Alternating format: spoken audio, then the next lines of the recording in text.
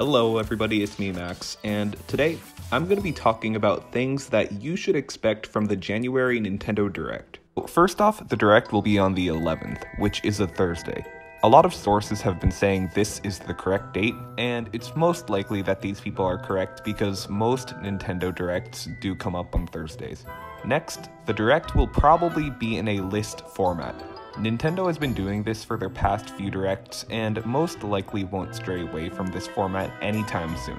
Also, expect little to no 3DS coverage because it's going to be completely focusing on the Switch. Okay, now let's get into games. So, what games should you not expect? Well, let me start by saying Smash will not be announced at the Direct. Smash is probably the biggest Nintendo IP that has not made its debut on the Switch yet, and Nintendo is definitely saving its announcement for a more popular convention like E3, and also the timing at E3 would be perfect because that would be around the time Nintendo plans to release their paid online service. So if you were expecting Smash, make sure to lower your expectations a bit just so you don't get disappointed. Next, I want to say that Virtual Console will also probably not be announced because with the release of the NES and SNES classics, Virtual Console would probably only hinder the sales of those consoles, which is definitely not what Nintendo wants to do. Also, since this is another highly demanded feature, it is possible Nintendo will wait till E3 to reveal this too.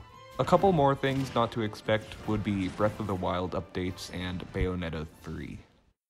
Now, some possible games that could be shown off are Animal Crossing, because with the release of Pocket Camp just 1 month ago, this would be the perfect time to announce a new Animal Crossing, because those people who are hooked to the mobile game would maybe buy a Switch just to play Animal Crossing on the Switch. Now, a game that has been heavily rumored that is scheduled for 2018 is the new Pokemon game, and this could be the place where it gets announced.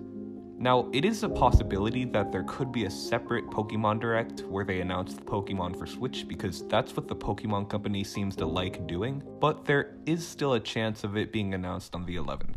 Metroid Prime is also likely to be shown off during the Direct because it is scheduled to be released during 2018, but at the same time, they may be saving that for E3. Now, one thing that could show up again, but is probably not going to, would be Odyssey DLC or a Mario spin-off, because Mario Kart 8 and Breath of the Wild's DLC have been extremely successful, and it is likely that Odyssey will get DLC, though it may not be announced this early. Same thing with the Mario spin-off.